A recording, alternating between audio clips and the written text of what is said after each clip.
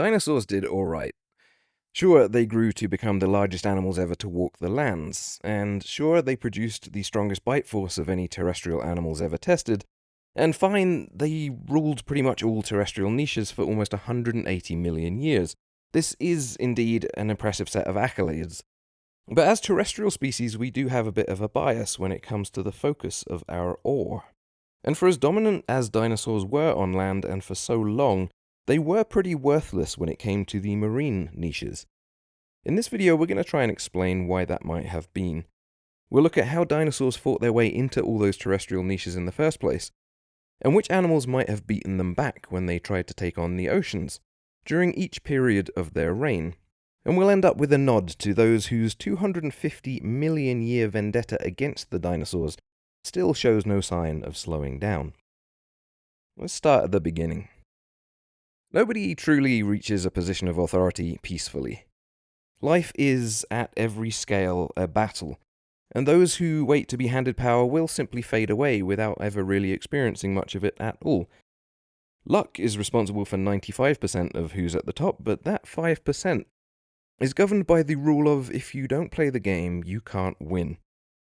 In the early Triassic, the land was a desolate wasteland, populated predominantly by weird pig things, and algae, and whatever else could eke out an existence in the post-Permian extinction mess. Multiple contenders emerged here, the dinosaurs, the Pseudotsuchians, and the pterosaurs being three of the most well-known. These were the archosaurs, and for whatever reason, possibly their ability to retain water better than the synapsid ancestors of mammals at the time, they became the dominant terrestrial vertebrates. But dinosaurs hadn't made it yet. In fact, they would be kept down, relegated to small herbivore and mesopredatory niches by the far larger and more fearsome and downright grotesque Pseudotsuchians. Pseudotsuchians were the rampaging reptilian overlords of the Triassic, and these ancestral crocodilians were unlike any of their modern descendants around today. They could sprint, for one thing, and with 4 legs beneath them like a wolf, rather than the sprawling anguilliform gait of the modern crocodile. They weren't fixed to the shoreline either, and instead dominated inland terrestrial niches. There were facultative bipeds among them, meaning that these were likely the first animals to find success running on 2 legs. So Pseudotsuchians had terrestrial niches down in the Triassic, and in response the pterosaurs took to the trees and then to the sky to escape them. Dinosaurs, having yet to develop flight themselves, had only the ocean left to escape to, but as we're about to find out, there was no refuge to be found in the water either. The first, and arguably the most frightening animals on this list, are responsible for blocking the exit of dinosaurs during these early stages, and they were all amphibians. During the Triassic, vertebrates were changing. Reptiles, proto-mammals, and flight were all Triassic experiments that would ultimately stand the test of time. But the old guard hadn't been fully replaced by this period, and that old guard contained some real demons. Frogs nowadays are pretty cute, so for those who aren't familiar with their frantic, murderous nature, there can be a bit of mental friction when trying to imagine how scary they could be. But it should not be overlooked that for their size, frogs are truly horrible animals. Granted, frogs have some remarkable adaptations, and a whole portfolio of interesting and impressive features, but intelligence is most definitely not one of them. The frog is one of the stupidest vertebrates you could possibly find. If its tiny maggot-like brain receives input from its bulging eyes suggesting there's anything remotely resembling food in front of it, the maggot signals to the frog's body to lunge urgently towards said food, grasping with webbed primate-like fingers, and desperately trying to push the victim into what is proportionally one of the largest mouths in any vertebrate. These are literally cold-blooded killers, and since the brain is physically limited in size and complexity, the targets of these attacks can be insects or they could be inanimate objects. They could be animals a billion times larger than themselves or their own friends and children. Frogs will even get stuck in a perpetual loop trying to eat their own fingers if they miss. There's something about the indiscriminate ignorance of a frog's attack that is deeply unsettling, and it might have something to do with the fact that our ancestors would definitely have been swallowed by them. Quite often, in fact, during the early Triassic. And dinosaurs, too, faced these eternal swamp guardians who, for 2 whole periods already by the time of the Triassic, had dominated the terrestrial shoreline niches, and they were a lot bigger back then. Mastodonsaurus was an enormous amphibian, and one of the largest known to science still. This was essentially a salamander with the power of an alligator, and at 6 meters long it had a wide mouth full of teeth, tusks on the front of its snout, and sensory pits, and it would have been a deeply concerning monster predator. Its fossilized dung shows that this was mostly a fish eater, but remains of its own kind are present too, which tracks with what we've already said about frogs. There is no question that an animal this size would have provided small dinosaurs with a gauntlet of terrifying prospects whenever they needed to venture anywhere close to the water's edge. Even though, being an amphibian, it probably would have missed most of the time. And so Triassic estuaries and swamps would have been a difficult niche to break into for the early dinosaurs. Keep in mind that the largest of the Triassic dinosaurs was only a little larger than the largest of the Mastodonsaurus species, and the vast majority were a lot smaller. And while monster idiot frogs guarded the freshwater niches, entry to the ocean was no safe passage either.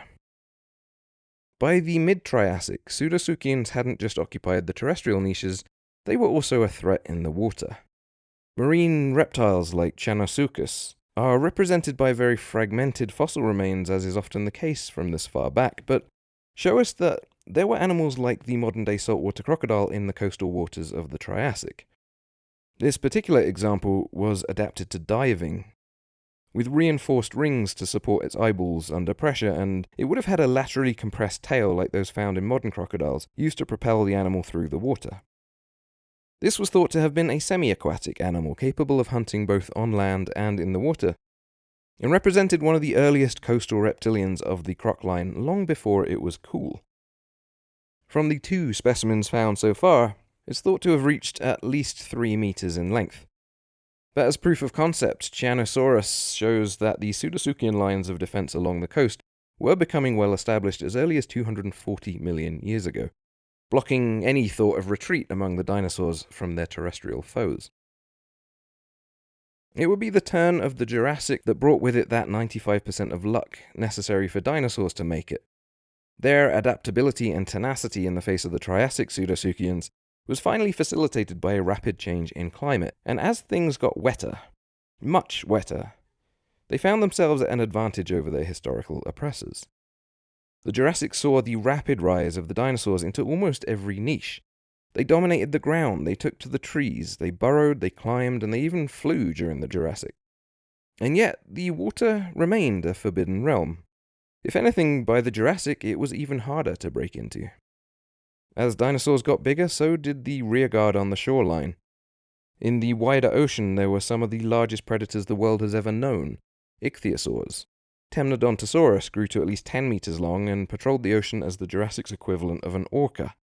And Jurassic pliosaurs could have been even larger still. So the open water was clearly out of bounds, but dinosaurs had no way of reaching that far out anyway, as the coast of the Jurassic oceans was still patrolled by the Pseudotsuchians. The largest known marine crocodiliform, Machimosaurus, was up to 9 meters long, and got most of its calories from turtles. This monster croc would have made swimming a very dangerous sport in the open ocean, should any dinosaurs have made it past the coastal defenses in the first place. Machimosaurus rex is the largest named marine crocodilomorph, and it's estimated to have reached up to 7.2 meters in length. These were relatives of modern crocs, but they may have looked more like the mosasaurids, with tail flukes and flippers well adapted to life permanently in the water. And while Machimosaurus rex may have only guarded the saltwater, other members of this suborder were present in freshwater systems, at least in what is now Thailand and China, so it seems that nowhere would have been safe from these monsters. And as the Jurassic merged gently with the Cretaceous, they only got more frightening. While the Cretaceous was the golden age for dinosaurs on land, things in the water didn't get any easier for them. The pliosaurs and ichthyosaurs gave way to the monster lizards in the form of mosasaurs. The coasts were now patrolled by pterosaurs the size of buildings, and the ancient crocodilians were replaced with just slightly less ancient crocodilians.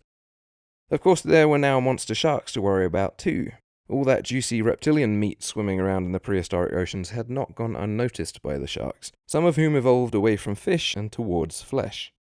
One such 8-meter, 5-ton butcher was Cretoxyrhina, a sort of prototype megalodon from the mackerel shark family. So in the Cretaceous, even the monsters had monsters to worry about in the open ocean, but these would still have been too far out to even know what a dinosaur was in most cases. Instead, the frontier between the dinosaurs and their marine dominance would have been contested by animals like the Azhdarchids. These enormous pterosaurs were a family of predators that contained such giants as Quetzalcoatlus, and the apex predator Hatzegopteryx, who we covered just a short while ago. Hatzegopteryx was the exception here, as it got its 95% luck on an island full of mini dinosaurs. But as big as they were, generally, these pterosaurs were lightweights compared with the heavier theropod predators that they surrounded themselves with. And so they would have had to settle for fishing, raiding nests, and stealing infants. So as coastal monstrosities, they would have prevented dinosaurs from successfully reproducing consistently at least anywhere close to the ocean. But let's say that it wasn't a baby, but an adult dinosaur that wanted to have a paddle in the shallow marine waters of the Cretaceous. A T-Rex, perhaps, who around at that time would have had the testicular fortitude to deny the dinosaur's golden boy a splash at the beach. Well, we're about to tell you, but we're also algorithmically obliged to remind you at this point that your contribution to this channel is extremely well received, and also essential to our continued production of it. So if you're enjoying this video, please remember to give it a like and have a chat with us in the comments section about anything that you did and didn't appreciate. And as always, sign up for more by joining our subscribers. Now, if you've been following us for any length of time, this final entry might not be such a surprise. It's an old friend of the channel and an enduring enemy of all dinosaur kind. It is, again, a Pseudosuchian. This time a Cretaceous behemoth known as Deinosuchus. Deinosuchus was one of, if not the most massive crocodilians ever to crocodilian. It was so big that it likely wouldn't have even recognized one of us humans as a potential snack. By the time of Deinosuchus, crocodiliforms were looking a lot more familiar, and it's thought that this 11-meter example was basically just a massive alligator in terms of appearance. And in terms of diet, it probably wasn't far off either, only that its prey would have been larger. This beast may have been one of the few animals to be able to bite with more force than a T-Rex. But that likely wouldn't have mattered, since if modern crocs are anything to go by, a stealthy strike to the snout of a drinking T-Rex would likely have meant game over for the world's largest terrestrial predator. Modern-day Salties have the strongest bite force of any known animal, and they're topping out at around 1,500 kilograms at the high end. Deinosuchus could have weighed 15 tons. It just doesn't bear thinking about. Just watching a saltwater crocodile hanging motionless in the water as a bull shark swims around it with inferiority really puts things into perspective in regards to who exactly is in charge on the coast. Deinosuchus would have been at least twice the length of one of these monsters, and 10 times the mass. But this comparison is also a chilling reminder that since the very beginning, Pseudosuchians have kept dinosaurs in check. And even today, as members of that very same Pseudosuchian clade, modern crocodilians remind the remaining avian dinosaurs what happens when they get too complacent in the water. So the Triassic feud is far from over. And in fact, it's only now, after the majority of the dinosaurs have died out, that a small portion of their remaining few have finally found their way into marine niches. And today, in those cold waters, it is the job of the monster marine mammals to prevent a marine dinosaur takeover. But that's a topic for another video. As for this one, it is all done. Thanks again for watching, and we hope you'll follow us for the next one.